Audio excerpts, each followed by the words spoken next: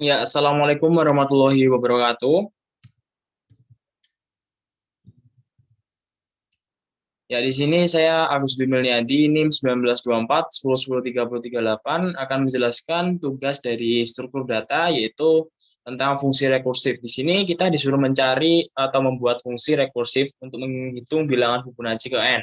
Lalu juga kita disuruh untuk mempraktekkan fungsi yang telah kita buat tadi, yaitu untuk mencari bilangan Fibonacci ke 5, 7, dan 8. Setelah itu, kita disuruh juga mencari untuk mengeksekusi pencarian menggunakan bound rekursif untuk Fibonacci ke 4. Langsung saja ke codingannya untuk mempraktekkan, yaitu mencari bilangan Fibonacci ke 5, 7, dan 10. Jadi untuk codingannya seperti ini.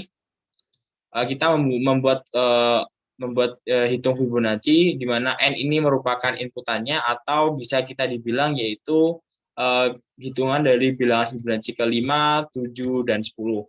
Jadi di sini karena bilangan Fibonacci merupakan perjumlahan antara dua bilangan sebelumnya, maka dari itu ada ketetapan yaitu bilangan Fibonacci telah diketahui, yaitu bilangan Fibonacci ke 0 dan ke 1. Apabila 0 berarti nilainya 0 dan ke 1 berarti nilai 1, dan bilangan Fibonacci selanjutnya yaitu perhitungan antara 0 ditambahkan 1 dan seterusnya.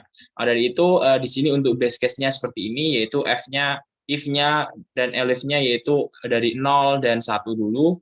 Lalu di else-nya ini rekursifnya, yaitu bilangan Fibonacci ke n-1 ditambahkan bilangan Fibonacci ke n-2.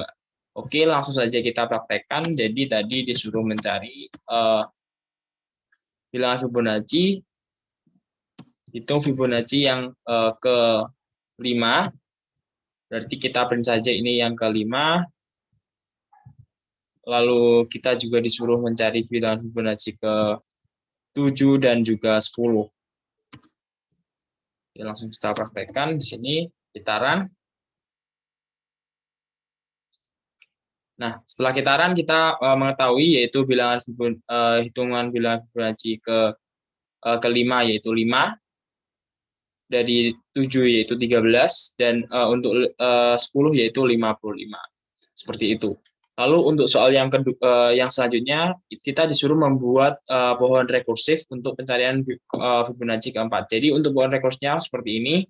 Jadi kita pertama ada bilangan Fibonacci keempat, lalu bilangan Fibonacci keempat yaitu merekursifkan dirinya atau memanggil fungsi rekursifnya itu Fibonacci, yaitu ketiga dan kedua. Yang ketiganya ini juga kita belum ketahui, maka dari itu ketiganya kita cari dulu. Ketiga itu berasal dari yang kedua dan ke satu. Keduanya belum kita ketahui, maka dari itu dari keduanya kita cari dari 1 dan 0. Maka dari itu untuk 1 dan 0 tadi sudah diketahui. Yang pertama yaitu 1 dan 0, lalu setelah 1 dan 0 tadi 1 dan 0 ditambahkan jadi 1, jadi kita mengetahui bilangan Fibonacci kedua. Lalu juga kita mengetahui lagi untuk 1 tambah 1, mohon maaf ini 1 ditambah, jadi ini ditambahkan. Jadi 1 tambah 1 menjadi 3, lalu 3 di bilangan Fibonacci ketiga sudah diketahui yaitu menjadi 2, 2 ditambah 1 menjadi 3, seperti itu. Jadi untuk bilangan Fibonacci seperti itu untuk pohon faktornya. Lalu untuk soal selanjutnya kita disuruh mencari atau mengecek apakah suatu bilangan list integer merupakan palindrom atau bukan. Nah, di sini kita harus mengetahui terlebih dahulu apa itu bilangan palindrom.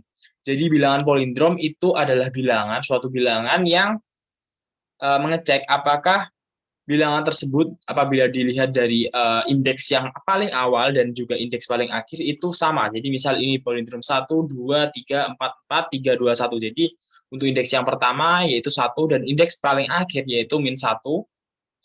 Maksudnya 1, jadi apabila itu sama, lalu kita keluarkan, kita cek lagi setelahnya, kita cek lagi hingga habis. Apabila sudah habis dan tidak terjadi kesalahan, maka dari itu dapat dikatakan bilangan palindrom. Nah, untuk codingannya seperti ini, dapat kita gambarkan seperti ini,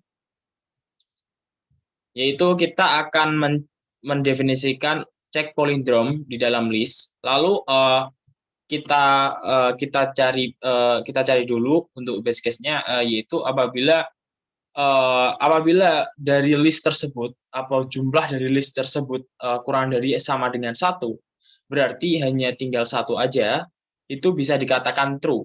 Tetapi juga dapat dikatakan nantinya apabila list ke-0 atau list pertama sama dengan list yang paling akhir atau list dalam kurung indeksnya -1, yaitu kita akan mengecek mengembalikan nilai lagi, yaitu memanggil fungsi rekursif itu sendiri, yaitu check palindrome dari list 1 sampai dengan list sebelum indeks yang sebelumnya itu. Maksudnya seperti itu.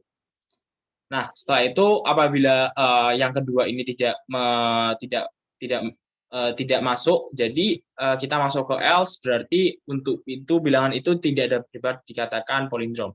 Nah, maka dari itu kita akan cek dulu, yaitu kita tadi disuruh mengecek apakah fungsi 1, 2, 3, 4, 4, 3, 2, 1 itu merupakan palindrom atau bukan. Nah, dari itu kita akan mengecek, yaitu apakah ini palindrom atau bukan, yaitu kita membuat array 1, 2, 3, 4, 4, 3, 2, 1, lalu kita print palindromnya apakah bernilai true atau false. Berarti atau bila bernilai true itu palindrom, bila bernilai false itu tidak palindrom. Jadi kita print ini dan hasilnya adalah true. Berarti bilangan ini merupakan bilangan palindrom. Lalu kita disuruh mencari bilangan rekursif bagaimana dapat terjadi true untuk palindrom 1, 2, 3, 4, 4, 3, 2, 1. Nah, jadi penghitungannya seperti ini. Kita mengecek dulu palindrom 1, 2, 3, 4, 3, 2, 1. Lalu kita samakan apakah sama nantinya untuk palindrom ini. Lalu palindrom ini lalu kita keluarkan ujung dari ujungnya. Lalu kita cek lagi seperti itu sampai listnya kosong atau sampai habis. Berarti apabila listnya kosong, jadi itu masuk ke dalam if yang pertama tadi, berarti nilainya berupa true. Jadi apabila masih tersisa satu angka, berarti itu merupakan palindrom juga, tetapi masih menyisakan satu bilangan di tengahnya atau palindromnya berjumlah ganjil seperti itu. Jadi ini dapat dikatakan palindrom. Jadi kita cek mulai dari yang pertama hingga habis. Jadi apabila 44 ini true, berarti 44 yang atasnya ini true. Jadi apabila 44 ini true, itu juga 3443 ini true, begitu sebelumnya sampai mengecek ke atas lagi. Maka dari itu nilai palindrom tersebut adalah true. Dan soal berikutnya kita disuruh membuat fungsi yaitu data dari panggil dan antrian, dan juga ada operasi panggil, antrian, dan get panggil. Lalu untuk implementasinya ini yaitu mengambil nomor antrian, 3 orang mengambil nomor antrian lalu dilayani, setelah itu mengambil nomor antrian lagi lalu dilayani lagi. Nah, ini dapat kita praktekkan langsung di dalam codingannya seperti ini. Jadi untuk soal nomor 3 ini, jadi kita membuat kelas antri bank, di mana di dalam antri bank itu terdapat panggil dan antrian, metode panggil dan antrian. Setelah itu kita cek apabila kita panggil dan jumlah dari panggilan dan antrian itu sama, maka dari itu kita pas. Lalu apabila tidak sama, maka dari itu untuk panggilnya kita tambahkan 1. Lalu untuk antrian itu menambahkan antrian, jadi antrian itu ditambahkan sendiri, tambahkan 1. Lalu apabila di reset, yaitu antrian dan panggilnya itu di reset menjadi 0 atau diubah menjadi 0. Nah, ini untuk get antrian dan get panggil untuk mendapatkan nilai antrian dan nilai panggil seperti itu. Jadi untuk implementasinya yaitu kita buat variabel antrian, di mana antri bank itu kita reset menjadi 0 dan 0. Lalu kita up antrian sebanyak 3 kali. Setelah itu kita panggil sebanyak maksud saya ini kita coba dulu. Nah, di sini seharusnya soalnya ini kita di up panggil ini sebanyak 3 kali. Kenapa 3 kali? Karena di antrian itu juga sebanyak 3 kali seperti itu. Lalu setelah panggil, kita ada antrian lagi, lalu kita panggil lagi. Lalu kita disuruh mengeprint berapakah jumlah antrian dan panggil seperti itu. Nah, di sini dapat dilihat bahwa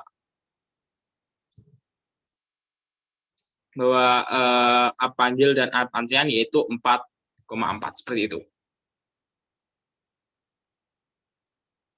Nah, untuk selanjutnya yaitu kita disuruh ada soal, kita disuruh untuk ada bilangan X dan Y, lalu kita disuruh membuat fungsi operasi yaitu geser horizontal, geser vertikal, hitung jarak, get X dan get Y. Lalu kita mempraktekkannya dengan cara yaitu kita akan mempraktekkannya dengan cara seperti ini. Untuk hal tersebut, kita akan membuat kelas, yaitu kelas titik 2 dimensi, 2D, maksudnya 2D. Lalu untuk initnya, kita memasukkan nilai X dan Y. Setelah itu, untuk geser horizontal, kita akan menggeser nilai X sebanyak dx. Lalu untuk geser vertikal juga tersebut, kita akan menggeser nilai Y sebanyak dy. Lalu untuk menghitung jarak, dalam rumus matematika, menghitung jarak dari kedua titik itu caranya yaitu X min X1 min X2 dikuadratkan ditambahkan X1 Y1 dikurangi Y2 dikuadratkan di akar. Jadi ini untuk akarnya saya pangkatkan setengah. Jadi ini untuk 0,5 sama dengan akar seperti itu. Lalu setelah itu kita return nilai jaraknya dan ini untuk get X dan get Y sama untuk mendapatkan nilai Y dan X. Nah, ini untuk implementasiannya yaitu kita tadi disuruh mengimplementasikan yaitu nilai awal 2,3 dan 4,5. Lalu kita geser ke kiri sebanyak 3 satuan. Kenapa kok di sini negatif 3? Karena ke kiri dalam titik koordinat itu dapat dikatakan negatif. Dan untuk ini vertikalnya kenapa negatif 7? Karena ke bawah dalam titik koordinat itu dapat dikatakan negatif seperti itu. Nah, ini setelah itu kita print.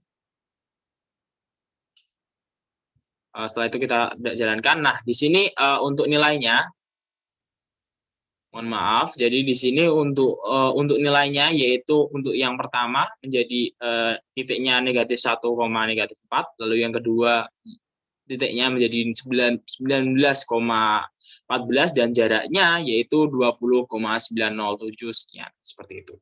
Terima kasih. Itu merupakan presentasi dari saya. Bila ada kurangnya saya mohon maaf. Assalamualaikum warahmatullahi wabarakatuh.